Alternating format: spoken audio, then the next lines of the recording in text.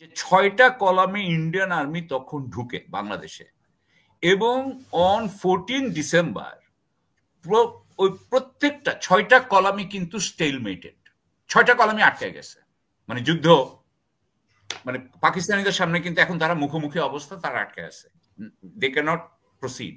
এই হচ্ছে অবস্থা, যুদ্ধ ছাড়া, টোটাল ওয়ার ছাড়া। এই 9 মাসে কিভাবে ইন্ডিয়া আমাদেরকে ঠিক মতো মুক্তিবাহিনী তৈরি করতে দেয় নাই। তাদের প্ল্যান ছিল আমাদের মুক্তিবাহিনী হবে 8,000 লোকের। তারা যেভাবে মুজিব বাহিনী, যেটা বিএলএফ না কি জানি বলে, একটা ওটা বানাইছেই হচ্ছে যাতে মুক্তিবাহিনীকে পরে ডিজার্ম করা যায়। হ্যাঁ, মানে এই সমস্ত পুরো জিনিসটাই ছিল যে যাতে বাঙালি মুসলিম যাতে আর্মড না হইতে পারে। এইটা নিয়ে ইন্ডিয়ার ভীষণ ভীষণ সমস্যা ছিল।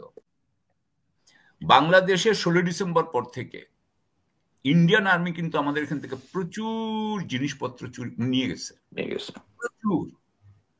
সেটা কিছুদিন আগে এক ভদ্রলোক, উনি একজন সিনিয়র, আবু আসাদ সাহেব বোধহয়, উনি বোধহয় বলছিলেন যে এটা উনারা তখন একটা ওই হক কথাগুলো দেখে ওনারা একটা হিসাব করেছিলেন যে সেই সময় 25,000 কোটি টাকার মতো। উনাদের সেনাদের আত্মত্যাগ নিয়ে উনি বলবেন, সেটা খুব স্বাভাবিক, কিন্তু যেটা অস্বাভাবিক সেটা হচ্ছে যে বাংলাদেশের মুক্তিবাহিনীর যে ত্যাগ, বাংলাদেশের মুক্তিবাহিনীর যে সাহায্য, তাদের যে 9 মাসের যুদ্ধ, তাদের যে জাতি গঠনের আকাঙ্ক্ষা, যেটার যুদ্ধে ভারতীয়রা তথাকথিতভাবে আমাদেরকে সাহায্য করতে এসেছিল, যারা তাদের ফরের তারা বলে, কিন্তু এখানে তো তিনি একটা জিনিসেরও, সেটার একটারও উল্লেখ করলেন না। অর্থাৎ বাংলাদেশের ভিতরের অনুভূতি, মানুষের অনুভূতিকে উনি বিবেচনার মধ্যেই নিলেন না। এটাকে উনি পুরাপুরি দেখলেন পাকিস্তান ভারত যুদ্ধ হিসাবে।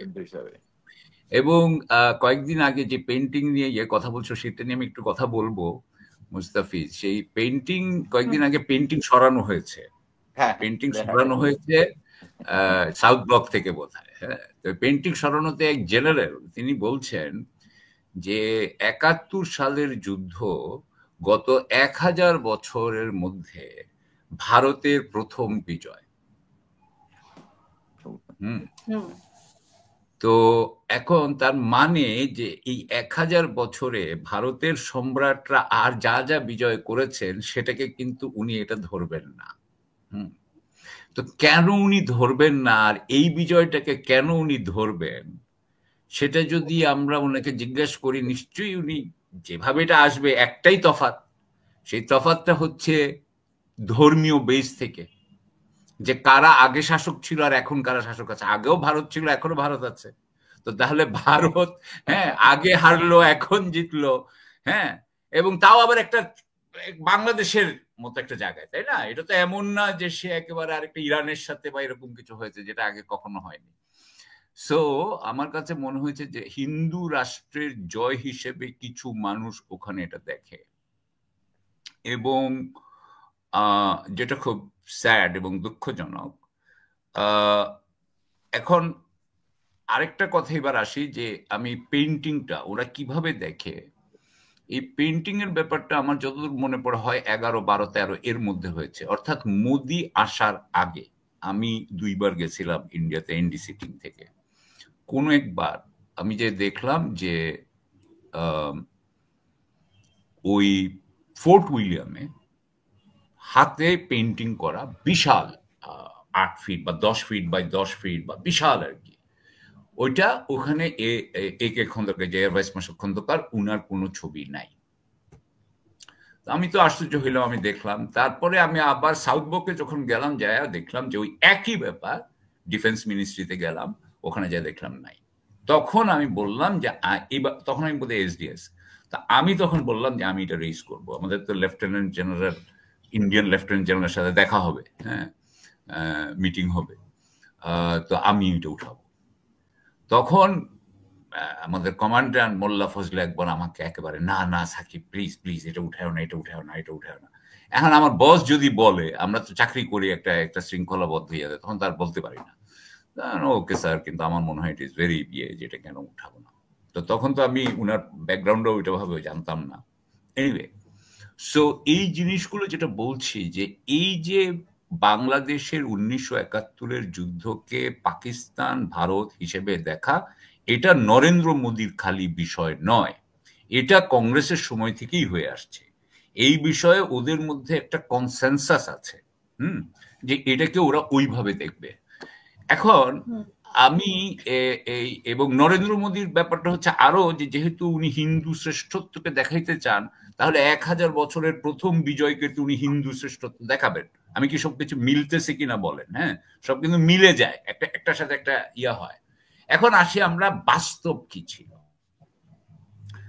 বাস্তব এখন এই যে 1000 বছরের যে প্রথম বিজয়, সেই বিজয়ের অপারেশন প্ল্যান করছিল কে? আসলে অপারেশন প্ল্যান করেছিল হচ্ছে এই যে ইস্টার্ন কমান্ডের chief of staff JFR Jacob,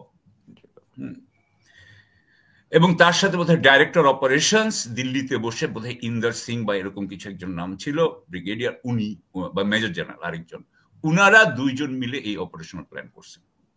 উনাদেরকে প্রথমেই বোধহয় বলা হয়েছিল যে এপ্রিল মেতেই অ্যাটাক করার চিন্তা করছিল, মানেকশ বলেছিল। তখন উনি বলেছিলেন যে এটা আমি আমার স্মৃতি থেকে যেটুকু সেটুকু বলছি আর কি, যে উনি বলেছিলেন এটা সম্ভব না, কারণ অপেক্ষা করছিল। কারণ ও আবার ওখানে বলেছে যে ত্রিপুরার থেকে তার ইকুইপমেন্ট, হেভি ইকুইপমেন্ট নামাইতে তার রাস্তা বানাইতে হবে, এবং এই রাস্তা তার নাই। সুতরাং সে রাস্তা বানাবে, রাস্তা বানাই এগুলো সবকিছু ঠিক হবে, আবার ওই যে হিমালয় পাসেস বন্ধ হয়ে যাবে, চীন ঢুকতে পারবে না, so that December হচ্ছে কি perfect time. So that's how he did this. তখন সে 800 প্যারাট্রুপার, তার তো সবকিছু সব ফোর্স কিন্তু সব জায়গায় ইয়ে ছিল ডিপ্লয়েড, কিন্তু ইন্দার্স ওই যে আমার ঠিক ওই ভদ্রলোকের নাম না, উনার সাথে কথা বলে সে 800 প্যারাট্রুপারের একটা আলাদা গ্রুপ রেখে দিয়েছিল, এইটাকে সে প্যারাট্রুপার গ্রুপ রাখছিল। ওকে, সো হোয়াট হ্যাপেন্ড ওয়াজ যে 6টা কলামে ইন্ডিয়ান আর্মি তখন ঢুকে বাংলাদেশে, এবং অন 14 ডিসেম্বর ওই প্রত্যেকটা 6টা কলামই কিন্তু স্টেলমেটেড, 6টা কলামই আটকে গেছে, মানে যুদ্ধ, মানে পাকিস্তানিদের সামনে কিন্তু এখন তারা মুখোমুখি অবস্থা, তারা আটকে আছে, দে ক্যানট প্রসিড, এই হচ্ছে অবস্থা, যুদ্ধ ছাড়া, টোটাল ওয়ার ছাড়া। সেই টোটাল ওয়ার কিন্তু তারা তখনও শুরু করতে পারতেছে না। এই সময় জেফার যখন যায়, জেকব যখন যায় ইয়েতে 15ই ডিসেম্বর মোস্ট প্রবাবলি সারেন্ডারের টপের জন্য, তখন নিয়াজির সাথে যখন তার দেখা হয়, তখন নিয়াজি তাকে বলে, এর মধ্যে একটা ঘটনা আছে, উনি ঢাকায় নামলেন, ঢাকায় নামে উনি ক্যান্টনমেন্টে ঢুকবেন, এটা উনার বইতে লেখা আছে। উনাকে রিসিভ করতে একজন পাকিস্তানি ব্রিগেডিয়ার আসছে, সেটা তো 15 ডিসেম্বরের কথা বলতেছি। ততক্ষণে ঢাকা কিন্তু মুক্তিযোদ্ধা দিয়ে টিমিং উইথ ফ্রিডম ফাইটার্স। তখন উনি যখন ব্রিগেডিয়ারকে নিয়ে ক্যান্টনমেন্টে যাবেন ঢুকতে, তখনই ফ্রিডম ফাইটাররা উনাদেরকে ইন্টারসেপ্ট করছে, করে ওরা বলতেছে আমরা এই ব্রিগেডিয়ারকে ধরে নিয়ে যাবো, পাকিস্তানি ব্রিগেডিয়ারকে। তখন জেকব বলতেছে যে আমি ইন্ডিয়ান মেজর জেনারেল অমুক, আমি বলতেছি তোমরা ওকে ছেড়ে দাও। বলার পরে ওরা ছেড়ে দিচ্ছে। ছেড়ে দেওয়ার পরে উনি গেছেন নিয়াজির ওখানে, নিয়াজির সাথে দেখা করতে। নিয়াজির সাথে দেখা করতে পরে তখন উনি বলতেছেন যে, নিয়াজিকে বলতেছেন যে আপনারা সারেন্ডার করেন। তো তখন নিয়াজি বলছে যে নো, উই উইল ফাইট। তখন হি সেড যে তাহলে আমি মুক্তিযোদ্ধাদেরকে ছেড়ে দিই, আমি ছেড়ে দিই, কারণ এরা তো ইয়েতে এদেরকে ছেড়ে। তখন নিয়াজি বলতেছে ইফ ইউ ডু দ্যাট, তাহলে আমার যত পপুলেশন আছে, সিভিলিয়ান পপুলেশন আছে, আমার যেটা পাকিস্তানি কি বলবো অ্যালায়েন্স, যাদের এলিজেন্স পাকিস্তানের প্রতি, যেই নন বেঙ্গলি যেই পপুলেশন আছে, তারা তো ম্যাসাকার হয়ে যাবে। তখন উনি সারেন্ডারে রাজি হন, অর্থাৎ with the threat of the freedom fighters he achieved it. এবং উনি এই 9 মাসে কিভাবে ইন্ডিয়া আমাদেরকে ঠিক মতো মুক্তিবাহিনী তৈরি করতে দেয় নাই, তাদের প্ল্যান ছিল আমাদের মুক্তিবাহিনী হবে 8000 লোকের। তারা যেভাবে মুজিব বাহিনী, যেটা বিএলএফ না কি জানি বলে, একটা ওটা বানাইছেই হচ্ছে যাতে মুক্তিবাহিনীকে পরে ডিজার্ম করা যায়। হ্যাঁ, মানে এই সমস্ত পুরো জিনিসটাই ছিল যাতে বাঙালি মুসলিম যাতে আর্মড না হইতে পারে, এইটা নিয়ে ইন্ডিয়ার ভীষণ ভীষণ সমস্যা ছিল। সো আমি আপনাকে এই কথা বললাম যে বাস্তব হচ্ছে গিয়ে যে মুক্তিযোদ্ধা ছাড়া, যেভাবে একভাবে মুস্তাফিজ বলেছে, আমি আরেকজনের থেকে বললাম তবে এটা যারা করে, এতে আমাদের বোঝা যাচ্ছে, কয়েকদিন আগে পিনাকি যেটা বলেছে আমার কাছে এখন, পিনাকি কিন্তু কথাটা কিন্তু আমাদের এটা সে কি বলেছে আগে, যে 16ই ডিসেম্বরে সে যখন হয়েছে তখন 16ই ডিসেম্বর থেকে 22শে December who was in charge? এখন সেটা ছিল general Aurora, according to exactly he was the Eastern Command say GOC Eastern Command, so of course.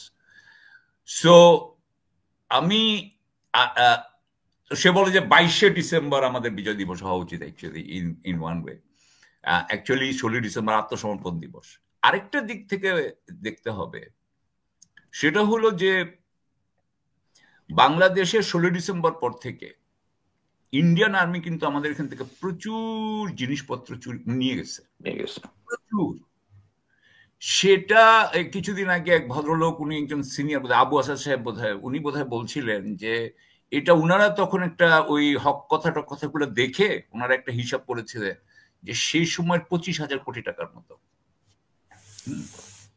তো এই যে নিয়ে গেছিলেন, আমি ক্যাডেট কলেজে যখন গেছি ফৌজদারহাটে, তখন আমাদের না বড় বড় ক্লক, ওর পিছনে কিছু নাই। তা আমরা তখন শুনছি আমাদের মানে সব কিছু জিনিস নাকি আমাদের ইন্ডিয়ান আর্মি নিয়ে গেছে। এটা আমরা কিন্তু তখন শুনতাম, আমাদের অনেক কিছু ছিল না। হ্যাঁ, আমাদের বলে একদম উঠায় নিয়ে গেছে। আমি নিজে যেটা দেখেছি সেটা আমি বলি। আমরা বনানীতে থাকতাম, হ্যাঁ, একদিন এক মেজর, হ্যাঁ, বটল গ্রিন ওদের কাপড়, একটা ব্লু টয়োটা নিয়ে আসছে। তো এসে আমি ছাদে, আমার আম্মার আমি, তো সে বলতেছে কি দেখছে আমাদের ওখানে গ্যারাজ খালি দেখছে, আব্বা নাই পাশে।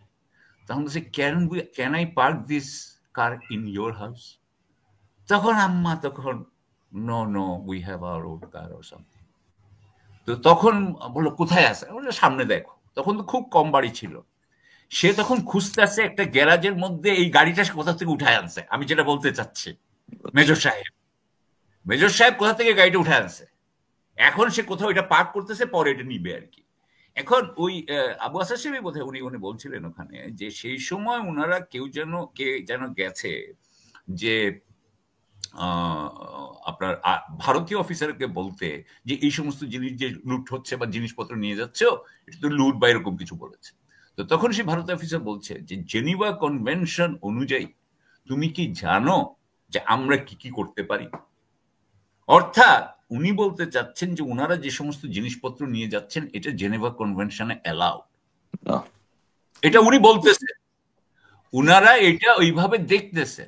আমি যেটা বলতে চাচ্ছি যে আমরা যেহেতু আজকে 16ই ডিসেম্বর নিয়ে অনেক কথা বলছি, তাহলে ইন্ডিয়ার রোলটা নিয়ে এবং আগে এবং পরে এটা আমরা একটা থ্রেড বেয়ার করলাম আর কি, যে এই হচ্ছে গিয়ে ইস্যুস।